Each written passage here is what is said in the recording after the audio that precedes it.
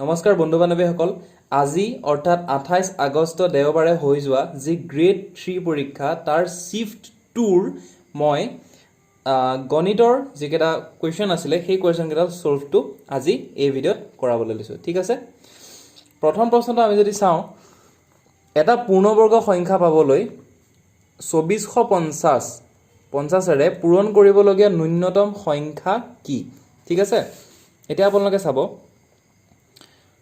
2450 2450 ঠিক আছে ইয়াক আমি কি কৰিম এনেকুৱা সুতি হৰণটো কৰিম প্ৰথমতে 2 দি কৰিলো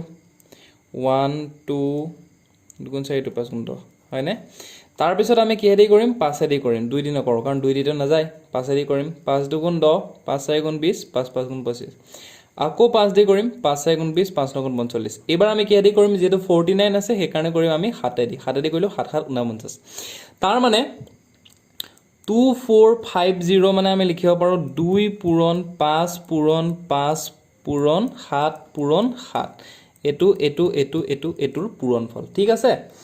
এটা এটো বস্তু এনেকৈ লিখিব পাৰি 2 পূৰণ 5 দুটা পূৰণ হৈছে 5 স্কয়াৰ 7 দুটা পূৰণ হৈছে 7 স্কয়াৰ ঠিক আছে এতিয়া আমি কি কৰিব লাগিব এই 2 টো স্কয়াৰ বনাব লাগিব স্কয়াৰ বনালে কি হ'ব আপোনালোকে চাব মানে এটা ফৰ্মুলা আছে এনেকুৱা নিচিনা a square into b square into c square ঠিক আছে এটো বস্তু আমি এনেকৈ লিখিব পাৰো a into b into c whole square এনেকৈ আমি লিখিব পাৰো ঠিক আছে গতিকে যদি 2 টো স্কয়াৰ হৈ যায় তেতিয়া হেতু কি হৈ যাব 2 into 5 into 7 whole square হৈ যাব হয়নে whole square হৈ যাব আৰু whole square মানে কি 2450 আমি কি কৰিছো কি হবা এটা সংখ্যাৰ স্কয়াৰ হিচাপে লিখিছো আৰু স্কয়াৰ হিচাপে লিখা মানে কি সংখ্যাটো পূৰ্ণবৰ্গ হৈ যাব ঠিক আছে তাৰ মানে আমাৰ মেইন মোটিভটো হ'ল এই 2 টো ওপৰত স্কয়াৰ দিয়া আৰু 2 টোৰ ওপৰত স্কয়াৰ দিবৰ কাৰণে আমি কি কৰিব লাগিব এই গুটেই সংখ্যাটোৰ সৈতে 2 এটা পূৰণ কৰিব লাগিব যদি 2 এটা পূৰণ কৰো তেতিয়া আমি লিখি দিব পাৰিম এটো 2 স্কয়াৰ বুলি হয়নে গতিকে ন্যূনতম আমাক কি খুদিছে ন্যূনতম কোনটো সংখ্যা পূৰণ কৰিব লাগিব গতিকে আনসাৰটো কি হ'ব 2 হ'ব ক্লিয়াৰ হৈছে ইয়াত 2 পূৰণ কৰিব লাগিব নেক্সট কোৱেশ্চনটো দিছে √20 into 45 plus √0.04 plus √0.64 ৰ মান কিমান ঠিক আছে আমি এটা চাম প্ৰথমতে দিছে √20 into 45 এটা চাওক √20 into 45 মানে কিমান 900 আৰু 900 ক যেতিয়া আমি √over অৰ্থাৎ বৰ্গমূল কৰো তেতিয়া পাও আমি 30 ঠিক আছে √0.04 ঠিক আছে এটা চাওক 0.04 মানে হল 4/100 4/100 কিয় হৈছে তাৰ মানে 4ক যেতিয়া আমি 100 দি হৰণ কৰো তেতিয়া হে দশমিক দুটা আগলে আহে হেতু কাৰণে 0.04 হৈ যায় গতিকে 0.04 টো আমি 4/100 বুলি লিখিব পাৰো হে কাৰণে আমি লিখিম এটো √4/100 ঠিক আছে √4/100 মানে কি √4/100 আৰু √4 মানে হৈছে 2 √100 মানে হৈছে 10 তাৰ মানে ইয়াৰ মানটো হৈছে 2/10 ক্লিয়াৰ হৈছে √0.64 এটা আমি কি বুলি লিখিব পাৰো 64/100 তাৰ মানে √64/100 √64 মানে হৈছে 8 আৰু √100 মানে হৈছে 10 ক্লিয়াৰ হৈছে এতিয়া চাও আমাক কি কৰিব দিছে এটো বস্তু কি কৰিব দিছে প্লাস কৰিব দিছে তাৰ মানে a2 plus a2 plus a2 তাৰ মানে a2 plus a2 plus a2 30 plus 2/10 plus 8/10 তাৰ মানে কিমান 300 plus 2 plus 8/10 তাৰ মানে কিমান চাওক 310/10 তাৰ মানে কিমান হ'ব 31 ঠিক আছে গতিকে ইয়াৰ আনসাৰটো কিমান আহিব 31 নেক্সট প্ৰবলেমটো দিছে চাওক যদি x/y = 2/3 হয় তেন্তে এটো যেটো মান 3x + 5y / 3x - 5y plus 6x + 4y / 6x - y মান কিমান আমাক খুদিছে ঠিক আছে আমাক দি থোৱা আছে x/y = 2/3 বুলি দি থোৱা আছে ঠিক আছে আৰু উলিয়াব দিছে কি 3x + 5y / 3x - 5y plus 6x plus 4y by 6x minus y এটা আমি কি কৰিম যেহেতু আমাক x by y দি থোৱা আছে ঠিক আছে তাৰ মানে তলত y আছে হেতু কাৰণে এই গুটেই বস্তুটোক আমি y দি হৰণ কৰিম গুটেই বস্তুটোক মানে হল ভগ্নাংশৰ এই ওপৰ সাইডটোকো y দি হৰণ কৰিম তলৰটোকো y দি হৰণ কৰিম ঠিক একেদৰে এইটো ভগ্নাংশকো ওপৰত y দি হৰণ কৰিম এইটো তলৰটোকো y দি হৰণ কৰিম ঠিক আছে এটা চাব তাৰ মানে এটা y দি হৰণ কৰিম প্ৰথমতে 3x ক যদি y দি হৰণ কৰো আমি এটো লিখিব পাৰিম 3x y প্লাস 5y যদি y দি হৰণ কৰো আমি পাম 5 বাই 3x ক কৰিলে কি হ'ব 3x y minus 5 plus 6x ক কৰিলে কি হ'ব 6x y plus 4y কৰিলে হয়নে আৰু এটো y দি হৰণ কৰিলে কিমান হ'ব 6x y minus কি 1 ক্লিয়াৰ হৈছে এতিয়া চাওক আশা কৰিছো নিশ্চয় এটা আপোনালোকে বুজি পাইছে তাৰ মানে এই ওপৰ সাইডটোকো y দি হৰণ কৰিছো তলৰ সাইডটোকো কৰিছো ওপৰ সাইডটোকো কৰিছো তলৰ সাইডটোকো কৰিছো ঠিক আছে এতিয়া x by y আমাক কিমান দি থোৱা আছে 2/3 গতিকে 3 পূৰণ 2/3 plus 5 by 3 পূৰণ 2/3 minus 5 plus 6 into 2/3 minus 4 6 into 2/3 minus 1 clear হৈছে 3 cancel 3 cancel 3 দি 6 দুবাৰ 3 দি 6 দুবাৰ হল ইয়াত কিমান থাকি যাব 2 plus 5 by 2 minus 5 plus এটা যাওক 2 দুগুণ 4 4 মাইন সৰি এটো প্লাস আছিলে 2 দুগুণ 4 4 4 কিমান হ'ব 8 হ'ব আৰু তলত হ'ব কিমান 2 দুগুণ 4 মই আৰু এটা লাইন লিখি দিছো বাৰু 4 plus 4 আৰু 4 minus 1 ঠিক আছে গতিকে ওপৰত কিমান হ'ব 7 by minus 3 plus 8 by 3 clear হৈছে তাৰ মানে কি 8 by 3 minus 7 by 3 তাৰ মানে কিমান পাম আমি 1 by 3 ক্লিয়াৰ হৈছে এনসাৰটো আমি কিমান পাম ইয়াৰ 1 by 3 নেক্সট প্ৰবলেমটো আমি চাইছো কোনো পাঁচটা ক্ৰমিক সংখ্যাৰ যোগফল 190 সৰু সংখ্যাটো কি ঠিক আছে কোনো পাঁচটা ক্ৰমিক সংখ্যাৰ যোগফল 190 সৰু সংখ্যাটো কি এটা ক্ৰমিক সংখ্যা বুলি ক'লে কি বুজা যায় 2 3 4 5 6 7 এবোৰ হৈছে কি ক্ৰমিক সংখ্যা কিয় ক্ৰমিক সংখ্যা কাৰণ ইহঁতৰ মাজত কি কিমান গেপ আছে 1 গেপ আছে ঠিক আছে এটা 3 মানে হল 2 যোগ 1 4 মানে হল 2 যোগ 2 5 মানে হল 2 যোগ 3 এনেকে গৈ আছে আৰু প্ৰথম সংখ্যাটো হল কি 2 ঠিক আছে গতিকে যদি আমি প্ৰথম সংখ্যাটো x বুলি ধৰো তেতিয়া তাৰ নেক্সট সংখ্যাটো কিমান হ'ব x + 1 তাৰ নেক্সট সংখ্যাটো কিমান হ'ব x + 2 তাৰ নেক্সটটো x + 3 তাৰ নেক্সটটো x + 4 এটা আমাক কেটা সংখ্যা ল'ব কৈছে পাঁচটা ক্ৰমিক সংখ্যা ল'ব কৈছে সেইকাৰণে পাঁচটা ক্ৰমিক সংখ্যা আমি এইকেটা লৈছো ঠিক আছে এইকেটা যদি যোগ কৰো এইকেটা যদি আমি যোগ কৰো তেতিয়া আমি কিমান পাও 190 পাও ঠিক আছে এটা আপোনালোকে চাওক x কেটা আছে এটা দুটা তিনটা চাৰিটা পাঁচটা তাৰ মানে 5x x 5 বাৰ যোগ আছে কাৰণে 5x 1 যোগ 2 যোগ 3 যোগ 4 কিমান হ'ব 4 3 7 2 9 কে 10 প্লাস 10 আৰু রাইট হ্যান্ড সাইডে কি আছে 190 লেফট হ্যান্ড সাইডে থাকি গল 5x রাইট হ্যান্ড সাইডে 180 x মানে কিমান হ'ব 180 বাই 5 তাৰ মানে 5 3 গুণ 15 5 6 গুণ কি 30 ঠিক আছে 5 গুণ 5 গুণ 30 তাৰ মানে x ৰ ভ্যালুটো আমি কিমান পাইছো 36 ঠিক আছে আৰু এই সংখ্যাবোৰৰ ভিতৰত সবতকে সৰু সংখ্যাটো কি আছিল x আছিল আৰু x ৰ মান 36 গতিকে সৰু সংখ্যাটো কি ফুলি খুদিছে আমাক গতিকে আনসাৰটো কি হ'ব 36 ক্লিয়াৰ হৈছে নেক্সট প্ৰবলেমটো দিছে চতুৰ্ভুজৰ অন্তঃকোণ এটো ৰেশিওত আছে তাৰ মানে এটো অনুপাতত আছে 1:3:4:7 ঠিক আছে সৰ্বোচ্চ আৰু সৰ্বনিম্ন সংখ্যা দুটা নহয় আসলে সৰি কোন দুটাৰ হ'ব লাগে সৰ্বোচ্চ আৰু সৰ্বনিম্ন কোন দুটাৰ পাৰ্থক্য কিমান বুলি আমাক খুদিছে ঠিক আছে এতিয়া আমাক দিয়া আছে কোনটো অনুপাতত চাওক 1:3:4:7 ঠিক আছে এটা আমি এই অনুপাত কেটা আমি কি বুলি ধৰি লম 1 মানে ধৰি লম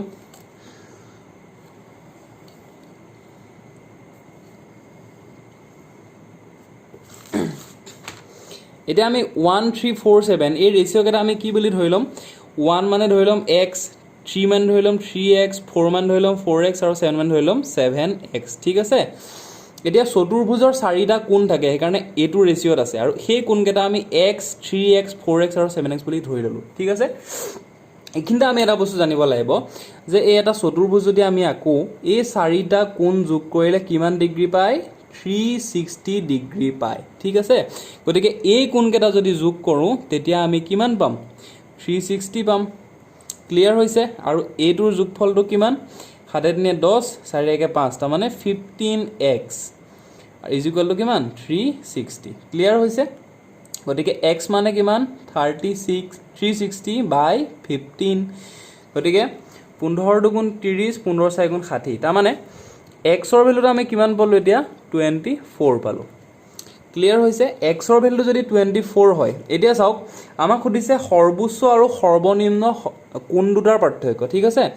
গতিকে ইয়াত যদি 1347 ৰ সৰ্বনিম্নটো কি 1 আৰু 1 ৰ ৰেসপেক্টত আমি ধৰিছিলো x সৰ্বোচ্চটো কি 7 ৰ ৰেসপেক্টত আমি ধৰিছিলো 7x গতিকে x মানে হৈছে সৰ্বনিম্নটো তাৰ মানে আটাইতকৈ সৰুটো আটাইতকৈ ডাঙৰটো হৈছে 7x মানে হৈছে কি 7 × 24 হয়নে আৰু 7 × 24 মানে কিমান 7 × 28 হাতে গ'ল 2 7 দুগুণ 14 16 ঠিক আছে 168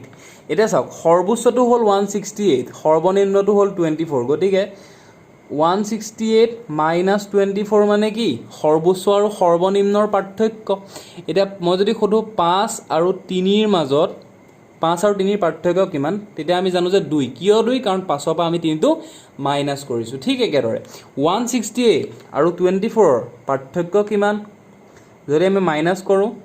441 144 তাৰ মানে সৰ্বোচ্চ আৰু সৰ্বনিম্নটোৰ পাৰ্থক্য হৈছে 144 ডিগ্ৰী কোণটোৰ পাৰ্থক্য ঠিক আছে নেক্সট কোৱেশ্যনটো PQR ঠিক আছে PQR তিনিটা সংখ্যা PQR কি বুলি কৈছে তিনিটা সংখ্যা যাতে P আৰু Q ৰ লসাগু Q Q আৰু R ৰ লসাগু R PQR ৰ লসাগু কিমান তাৰ মানে তিনিটা সংখ্যাৰ যদি একেলগে লসাগু লিয়া লসাগু কিমান ঠিক আছে আমাক কি কৰিছে PQR তিনিটা দিছে হৈছে এটা ইয়াৰ P আৰু Q ৰ যেটো লসাগু হেতু দিছে Q আৰু R ৰ যেটো লসাগু দিছে হেতু কিমান R এটা আমাক খুদিছে PQR গুটেকেটা একেলগে ললে লসাগু কিমান হ'ব ঠিক আছে এটা আপোনালোকে চাওক মই যদি তিনিটা एग्जांपल লওঁ ঠিক আছে 2 4 8 এটো P বুলি লওঁ এটো Q বুলি লওঁ এটো R বুলি লওঁ ঠিক আছে এটা চাওক PQ আৰু লসাগু Q বুলি কৈছে তাৰ মানে 2 আৰু 4 লসাগু 4 হল Q আৰু R ৰ লসাগু R বুলি কৈছে তাৰ মানে 4 আৰু 8 ৰ লসাগু কিমান 8 হয়নে গতিকে 2 4 আৰু 8 ৰ লসাগু কিমান হ'ব 8 হ'ব আৰু 8 ৰ ৰেসপেক্টত কি আছে R আছে গতিকে PQ আৰু R ৰ লসাগু কিমান হ'ব R হ'ব বুজি পালে কথাটো গতিকে এটো এই ধৰণে আপোনালোকে কৰিব পাৰে ঠিক একেদৰে মই আৰু এটা ধৰিব পাৰো 3 6 12 ধৰক 3 আৰু 6 লসাগু কিমান 6 আৰু 12 লসাগু কিমান 12 এটা চাওক আপোনালোকে 3 6 আৰু 12 ৰ লসাগু উলিয়ালে কিমান পাব 12 পাব তাৰ মানে একেবাৰে শেষৰটো পাব আৰু শেষৰটো মানে ইয়াত কিমান R ক্লিয়াৰ হৈছে নেক্সট চাও নেক্সট দিছে এটা চকা 1000 পাক ঘূৰি 22 কিলোমিটাৰ অতিক্ৰম কৰে চকাটোৰ ব্যাসাৰ্ধ কিমান এটা এটো আপোনালোকে চাব এটো মই চকা বুলি যদি ধৰি লওঁ আৰু এটো এটা পইণ্ট বুলি ধৰি লওঁ ইয়াত ঠিক আছে এটা এটো যেতিয়া চকাটো এপাক ঘূৰিলে কি কৰিব এই বৃত্তটোৰ এই যেটো পৰিধি সেই গুটেই পৰিধিটো অৰ্থাৎ বৃত্তৰ জিডাল মানে কাৰ্ভ সেই কাৰ্ভডাল কমপ্লিট কৰিব আৰু সেই কমপ্লিট কৰাটোক কয় কি বুলি পৰিধি বুলি কয় ঠিক আছে তাৰ মানে বৃত্তটোৱে অৰ্থাৎ চকাটোৱে যদি এক চক্কৰ তাৰ মানে এক পাক সম্পূৰ্ণ কৰে তেতিয়া হেতুক কোৱা হয় বৃত্তটোৰ পৰিধি বুলি ঠিক আছে তাৰ মানে এক পাকত এক পৰিধি ক্লিয়াৰ হৈছে এটা আমাক কৈছে কিমান বুলি 1000 পাক বুলি কৈছে ঠিক আছে 1000 পাক বুলি কৈছে আৰু 1000 পাকত কিমান বুলি কৈছে 22 কিলোমিটাৰ বুলি কৈছে তাৰ মানে 1000 পাক যাওঁতে যদি 22 কিলোমিটাৰ অতিক্ৰম কৰে তাৰ মানে আলটিমেটলি কি 1000 পাক মানে 22 কিলোমিটাৰ গতিকে এক পাক মানে কিমান এক পাক মানে হৈছে 22 বাই 1000 কিলোমিটাৰ ঠিক আছে 22 বাই 1000 কিলোমিটাৰ এতিয়া এই কিলোমিটাৰটো আমি মিটাৰলৈ নিব লাগিব এটো মিটাৰলৈ এনেকৈ নিয়া হয় 22 বাই 1000 টো এনেকৈ লিখি দিব আৰু 1 কিলোমিটাৰত 1000 মিটাৰ হেতু কাৰণে আমি লিখি দিম 1000 মিটাৰ ক্লিয়াৰ হৈছে এই 1000 টো কাটি গল থাকি গল কিমান 22 মিটাৰ তাৰ মানে কি এক পাকত 22 মিটাৰ যায় তাৰ মানে বৃত্তটোৰ পৰিধি কিমান এক পাক মানে মই কি কৈছিলো পৰিধি গতিকে বৃত্তটোৰ পৰিধি কিমান 22 মিটাৰ এতিয়া চাওক বৃত্তৰ পৰিধি উলিয়া ফৰ্মুলাটো কি 2 পাই r আৰু 2 পাই r মানে কিমান 22 কাৰণ পৰিধি 22 মিটাৰ এতিয়া 2 পূৰণ পাই মানে কিমান 22/7 পূৰণ r = 22 ক্লিয়াৰ হৈছে এইখিনিলৈকে এটা আপোনালোকে চাওক লেফট হ্যান্ড সাইডেও 22 আছে রাইট হ্যান্ড সাইডেও 22 আছে কাটি দিলো এতিয়া তামানে পাই গলো 2/7 * r = 1 গতিকে r = কি হ'ব 7 টো কিফালে যাব এনেকৈ ওপৰলৈ যাব 2 টো তললৈ গুচি যাব এনেকুৱা হ'ব 7/2 গতিকে 7ক যদি 2 দি হৰণ কৰে কিমান পাব 3.5 পাব আৰু এককটো কিমান হ'ব মিটাৰ হ'ব কাৰণ এটো আছিল 22 মিটাৰ আছিল ইয়াতো মিটাৰ আছিল গতিকে 3.5 মিটাৰ ক্লিয়াৰ হৈছে নেক্সট প্ৰবলেমটো দিছে 20 মিটাৰ পাৰ সেকেন্ড সুষম বেগত চলি থকা 100 মিটাৰ দৈৰ্ঘ্যৰ এখন ৰেল গাড়ীৰ 1 কিলোমিটাৰ দৈৰ্ঘ্যৰ এখন দলং পাৰ হওঁতে প্ৰয়োজন হোৱা সময় কিমান বুলি ইয়াত আমি কেইটামান বস্তু জানিব লাগিব ঠিক আছে এইখন যদি ৰেল গাড়ী হয় আৰু এইখন যদি দলং হয় ঠিক আছে এইখন যদি দলং হয় এনেকৈ আছে এইখন হল ৰেল গাড়ী ঠিক আছে এতিয়া এই ৰেল গাড়ীখন ইয়াৰ পৰা গৈ পেলাই চাব দেই ৰাস্তা এটোৱে আছে ৰেল গাড়ীখন এনেকৈ ৰখি আছিলে এইখিনতে এখন কি আছে দলং আছে ঠিক আছে এতিয়া কি কৰিছে বুলি কৈছে দলংখন পাৰ হৈছে বুলি কৈছে যদি দলংখন সম্পূৰ্ণ পাৰ হৈ যায় তেতিয়া ৰেল গাড়ীখন এইখিনি জায়গা পাই যাবহি এইখিনি জায়গাত পাই যাবহি আৰু এইখিনি জায়গাত যেতিয়া পাব তেতিয়া এই ৰেলখনে কিমান দূৰ অতিক্ৰম কৰিব চাওক এইখিনি জায়গা অতিক্ৰম কৰিব আৰু এইখিনি জায়গাও অতিক্ৰম কৰিব তাৰ মানে দুইটা জায়গা প্লাস কৰিলে যেটো দূৰ হয় সেই দূৰটোৱে অতিক্ৰম কৰিব ঠিক আছে আৰু এইখিনতে আছিল ৰেল গাড়ীখন এইখিনতে আছিল ৰেলখন আৰু এইখিনতে আছিল কি দলংখন তাৰ মানে ৰেলখনে কিমান দৈৰ্ঘ্য অতিক্ৰম কৰিলে ৰেলখনৰ দৈৰ্ঘ্য যোগ দলংখনৰ দৈৰ্ঘ্য ঠিক আছে গতিকে অতিক্ৰম কৰা দূৰত্ব কিমান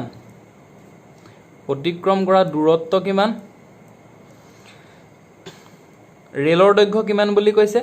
ৰেলৰ দৈৰ্ঘ্য হৈছে 100 মিটাৰ হয়নে প্লাস দলঙৰ দৈৰ্ঘ্য কিমান বুলি কৈছে 1 কিলোমিটাৰ ঠিক আছে এটা চাওক আমি কি কৰিম এটা মিটাৰত আছে এটা কিলোমিটাৰত আছে দুইটা কি হলে লৈ যাম মিটাৰলৈ লৈ যাম কিয় মিটাৰ লৈ যাম আপোনালোকে চাব এতিয়া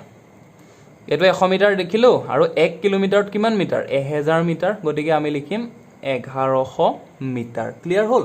দূৰত্ব অতিক্ৰম কিমান কৰিলে 1100 মিটাৰ কৰিলে আমাক এতিয়া স্পিডটো কিমান দি হৈছে 20 মিটাৰ পাৰ সেকেন্ড এটা চাওক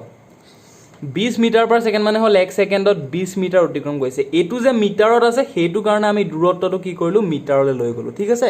এতিয়া আহি গল ফৰ্মুলা তাৰ মানে ৰেল গাড়ীখনে অতিক্ৰম কৰিলে ইমান দূৰত্ব স্পিড আছিল ইমান টাইম কিমান সময় কিমান লাগিলে হেতু উলিয়াব দিছে স্পিড মানে হল দূৰত্ব বাই সময় ক্লিয়াৰ হৈছে সময়টো যদি এফালে লৈ আহো ওপৰত থাকি যাব দূৰত্ব তলত থাকি যাব কি স্পিড দূৰত্ব কিমান 1100 স্পিড কিমান 20 00 কাটি দিয়ক 2 দি এটো কাটি দিয়ক 2 5 10 2 5 10 তাৰ মানে কিমান 55 কি হ'ব সেকেন্ড হ'ব ঠিক আছে গতিকে ট্ৰেইনখনে কিমান সময়ত দলংখন পাৰ কৰিলে কিমান 55 সেকেন্ডত ক্লিয়াৰ হৈছে নেক্সট প্ৰবলেমটো চাওক 0.037 বাৰৰ ভগ্নাংশ ৰূপটো লিখা ইয়াত আমি এটা কথা এটা জানিব লাগিব ঠিক আছে 0.037 বাৰ মানে হৈছে 0.037373737 37 এনেকৈ কি হৈছে 37 টো ৰিপিট হৈ গৈ আছে ক্লিয়াৰ হৈছে এতিয়া চাওক যদি মই দশমিকটো এইখিনিলৈ লৈ আহোঁ তেতিয়া সেই দশমিকৰ পিছত 37 টো ৰিপিট হৈ গৈ থাকিব যদি মই দশমিকটো এইখিনিলৈ আনো তেতিয়াও দশমিকৰ পিছত 37 টো ৰিপিট হৈ গৈ থাকিব ক্লিয়াৰ হৈছে ঠিক আছে এতিয়া এই দশমিকটো ইয়ালৈ আনিবলৈ আমি কিমান পূৰণ কৰিব লাগিব দশমিকটো 1 ৰ পিছলৈ নিবলৈ 10 পূৰণ কৰিব লাগিব ঠিক আছে এটা চাওক আমি x টো ধৰি ললো 0.037 বাৰ 0.037 বাৰ গতিকে 10x তাৰ মানে হেতু লগত 10 পূৰণ কৰিছো এটো কি হ'ব দশমিকটো 1 ৰ পিছলৈ যাব 0.37 বাৰ ক্লিয়াৰ হৈছে দশমিকটো যদি ইয়ালে যায় তাৰ মানে 1 ঘৰ 2 ঘৰ 3 ঘৰ পিছলৈ যায় তেতিয়া আমি কিমান পূৰণ কৰিম 1000 পূৰণ কৰিম 1000 পূৰণ কৰিলে কিমান হ'ব 37.37 বাৰ হ'ব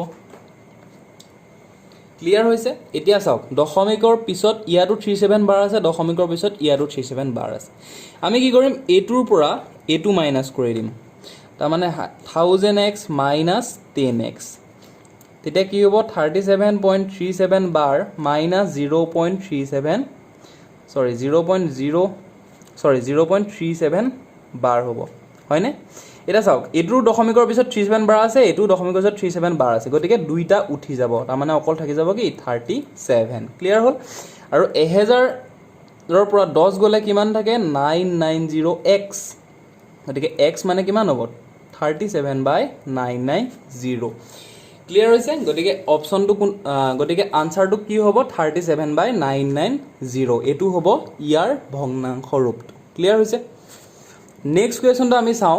-76 ক 3 ৰে হৰণ কৰিলে ভাগশেষ কিমান হ'ব ঠিক আছে এটা চাওক -76/3 যদি মাইনাস সংখ্যা এটাক আমি যিকোনো সংখ্যা দি হৰণ কৰো মানে ধনাত্মক যেটো ঋণাত্মক নহয় এটা 3 টো ধনাত্মক আৰু ওপৰত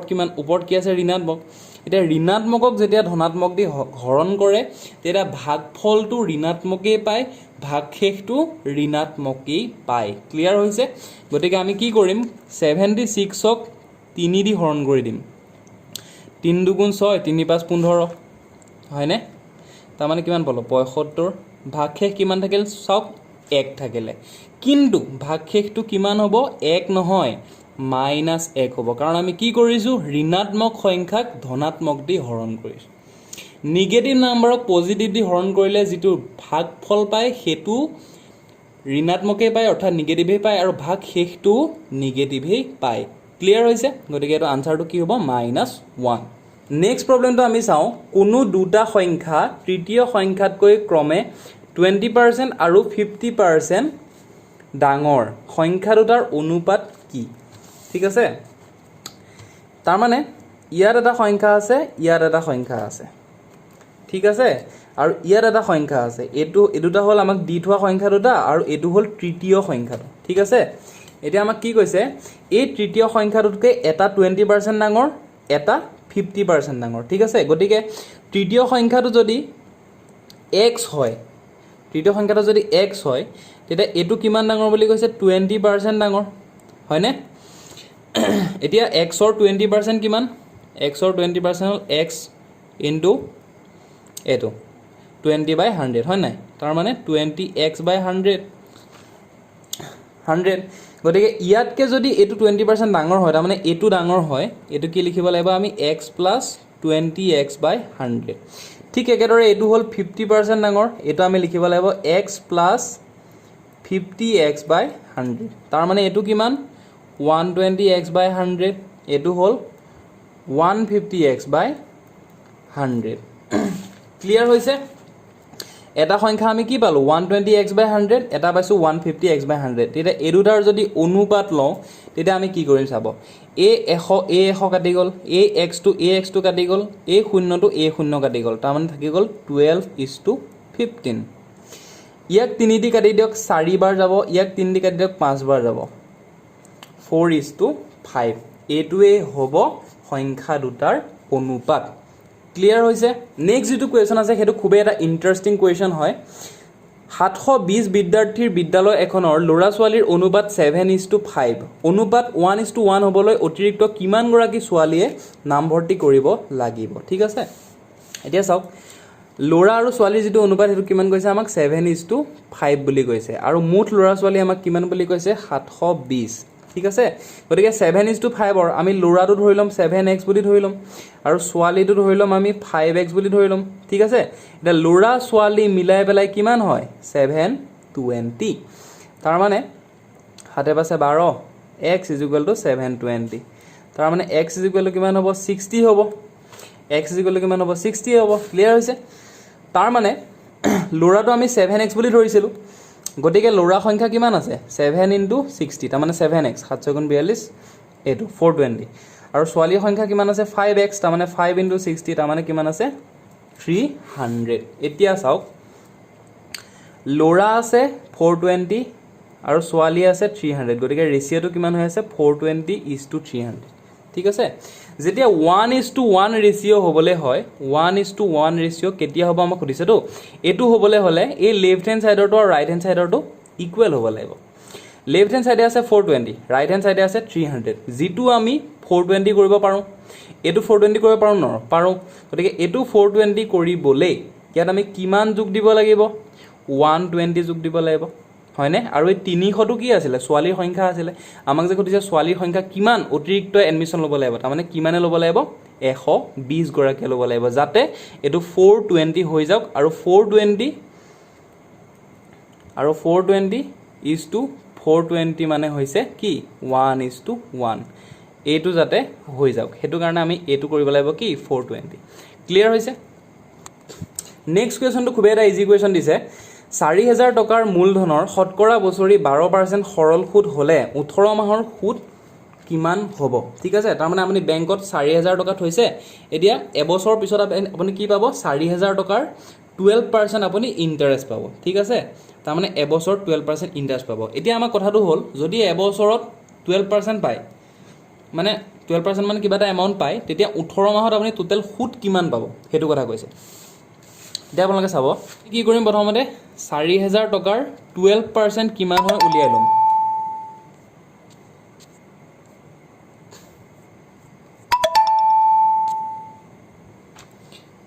আমি প্ৰথমতে 4000 টকাৰ 12% উলিয়াই লম তাৰ মানে 4000 * 12/100 এটো কটাকটি কৰি দিলে কিমান পাই যাম আমি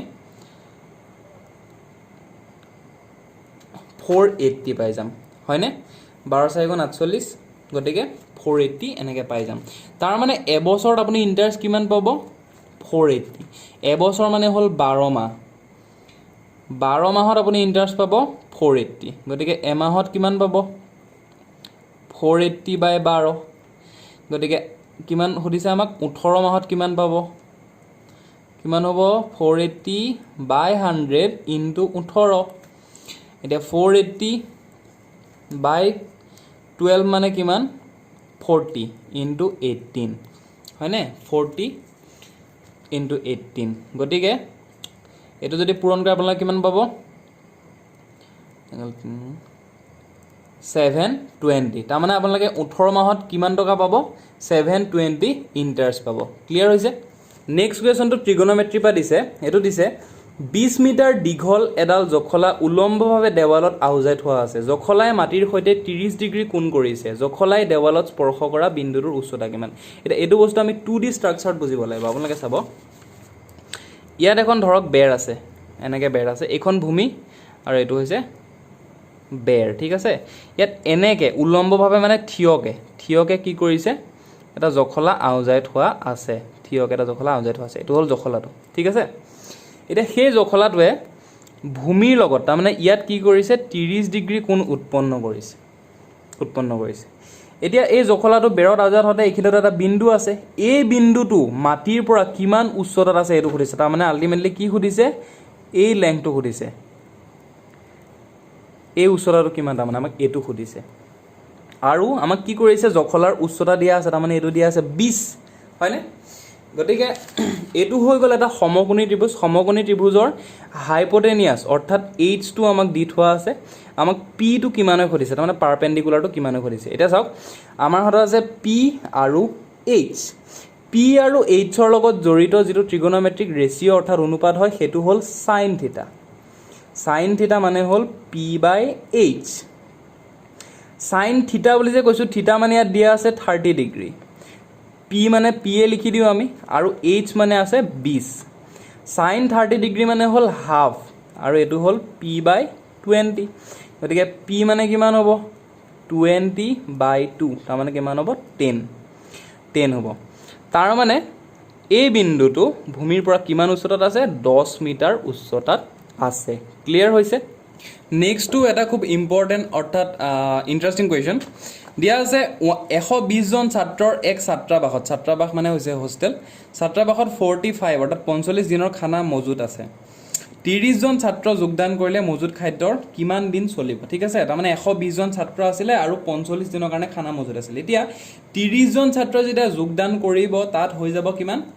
150 ছাত্ৰ হৈ যাব, আৰু 150 ছাত্ৰইতো 45 দিনৰ যি মজুত খানা সেইখিনি খাব নোৱাৰে,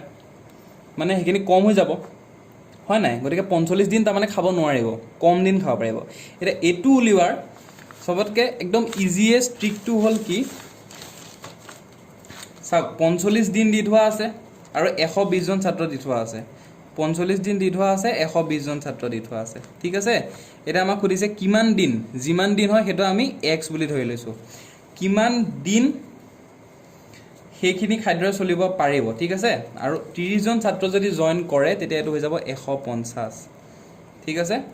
120 জন ছাত্ৰ আছিলে, 150 জন হ'ল, 45 দিন আছিলে, এই দিন কিমান হ'ব? মানে 45 পূৰণ 120, এক্স পূৰণ 150। এইটো কৰিলে আমি কিমান পাম? X is equal to 45 into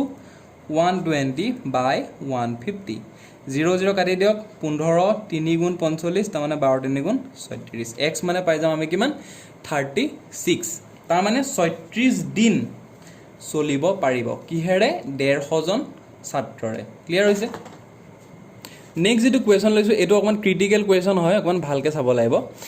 10 গৰাকী শিক্ষকৰ এখন বিদ্যালয়ত এজন শিক্ষক অৱসৰ গ্ৰহণ কৰিলে, এজন শিক্ষকে অৱসৰ গ্ৰহণ কৰিলে। ঠিক আছে, আৰু অৱসৰ গ্ৰহণ কৰাৰ লগে লগেই কি কৰিলে 25 বছৰ বয়সৰ এজনে বিদ্যালয়ত যোগ কৰিলে, তাৰমানে টেট পাছ কৰি হয়তো কৰি দিলে। 25 বছৰ বয়সৰ এজনে কি কৰিলে যোগদান কৰি দিলে। তাৰমানে 10 গৰাকী আছিলে, এজন ওলাই গ'ল, আকৌ এজন সোমাই গ'ল, তাৰমানে আল্টিমেটলি কিমানজন থাকিল 10 জনেই থাকিল। তেতিয়া শিক্ষকসকলৰ গড় বয়স 3 বছৰ হ্ৰাস পালে, কি হ'ল 3 বছৰ কমি গ'ল। অৱসৰ গ্ৰহণ কৰা শিক্ষকজনৰ বয়স কিমান আমাক সুধিছে। এতিয়া আপোনালোকে চাব, মই ধৰিছোঁ ৱাই বুলি ধৰিছোঁ যিজন শিক্ষকে অৱসৰ গ্ৰহণ কৰিলে। ঠিক আছে, আৰু এক্স ধৰিছোঁ বাকী 9জন শিক্ষক। এতিয়া এক্স প্লাছ ৱাই মিলি পেলাই কি হ'ব? টোটেল 10 হ'ব। এক্স প্লাছ ৱাই মিলি পেলাই টোটেল 10 হ'ব। এক্স মানে ধৰিছোঁ বাকী 9জন শিক্ষক, ৱাই মানে ধৰিছোঁ অৱসৰ গ্ৰহণ কৰাজনৰ। ঠিক আছে, গতিকে দুইটা মিলি পেলাই কিমান হ'ব 10 হ'ব। আৰু সেই 10ক যদি 10 দি হৰণ কৰোঁ তেতিয়া আমি ইহঁতৰ কি পাম? গড় বয়সটো পাম। ঠিক আছে, এতিয়া এক্স মানে ধৰিছোঁ সেই বাকী থকা 9জনৰ গড় বয়স, আৰু ৱাই মানে ধৰিছোঁ অৱসৰ গ্ৰহণ কৰাজনৰ গড় বয়স। এতিয়া গোটেইখিনিৰ যিটো গড় বয়স হ'ব সেইটো আমি জেড বুলি ধৰিছোঁ। ঠিক আছে, এতিয়া কুৱেশ্যনৰ ট্ৰিকটো হ'ল এই ৱাইজন ওলাই গ'ল, এই ৱাই মানে ধৰিছিলোঁ অৱসৰ গ্ৰহণ কৰাজনৰ বয়স, আৰু কিমান বয়সৰ এজন সোমালে 25 বয়সৰ সোমালে, তাৰমানে ৱাইক উলিয়াই আমি 25 চালি দিলোঁ বাই 10 থাকিব, কাৰণ এইখিনিৰ লগত এইজন যেতিয়া মিলি গ'ল তেতিয়াতো আকৌ 10 জনেই হৈ থাকিলে। তেতিয়া সিহঁতৰ যিটো গড় বয়স আছিলে, গড় বয়সটো আছিলে জেড, আমাক কি কৈছে 3 বছৰ কমি গ'ল, তাৰমানে জেড মাইনাছ 3। এতিয়া এইটো ইকুৱেশ্যন আমি এনেকৈ লিখিব পাৰোঁনে? x/10 plus y/10 is equal to Z বুলি লিখিব পাৰোঁ, কাৰণ 10 দি এইটোকো হৰণিছে আৰু ঠিক আছে, আৰু এইটো ইকুৱেশ্যন আমি এনেকৈ লিখিব পাৰোঁ x/10 plus 25/10 is equal to Z minus 3 বুলি লিখিব পাৰোঁ। এতিয়া এইটো যদি আমি 1 নম্বৰ বুলি ধৰি, এইটো যদি 2 নম্বৰ বুলি ধৰি লওঁ, ঠিক আছে, আৰু যদি 1ৰ পৰা আমি 2 মাইনাছ কৰি দিওঁ তেতিয়া কিমান পাওঁ চাব। এই x/10 মাইনাছ x/10 0 হৈ গ'ল, y/10 মাইনাছ 25/10 হয়নে? এইটো মাইনাছ এইটো ইজ ইকুৱেল টু, চাওক জেড মাইনাছ 3, তাৰমানে জেড মাইনাছ জেড প্লাছ 3, তাৰমানে কিমান হৈ যাব 3 হৈ যাব ক্লিয়াৰ হৈছে তাৰ মানে এটো আলটিমেটলি পাম আমি y - 25 = 30 বুলি পাম এনেকে সিম্পলিফাই কৰিলে আমি পাম ঠিক আছে আৰু y = কিমান পাম আমি 55 পাই যাম y = পাই যাম 55 আৰু y মানে আমি ধৰিছিলো কি অৱসৰ গ্ৰহণ কৰাজনৰ বয়সটো গতিকে অৱসৰ গ্ৰহণ কৰাজনৰ বয়সটো কি 55 বছৰ ক্লিয়াৰ হৈছে যেটো আমাক উলিয়াব দিছিলে ঠিক আছে গতিকে আজিৰ অৰ্থাৎ 28 আগষ্ট দেওবাৰ আৰু যেটো শিফট 2 আছিল সেই শিফটৰ কেইটামান গণিতৰ কোৱেশ্চন টোটাল 16টা ঠিক আছে টোটাল 16টা গণিতৰ কোৱেশ্চন আমি এই ভিডিঅত সলভ কৰিছো যদি আপোনালোকে ভিডিঅটো ভাল পাইছে লাইক কৰিব আৰু লগৰ বন্ধু বান্ধৱীৰ লগত শ্বেয়াৰ কৰিব আৰু এইদৰে মোৰ চেনেলত মেথছৰ ভিডিঅ' পাই থাকিবৰ কাৰণে চেনেলটো সাবস্ক্ৰাইব কৰি ল'ব পাৰে থ্যাংক ইউ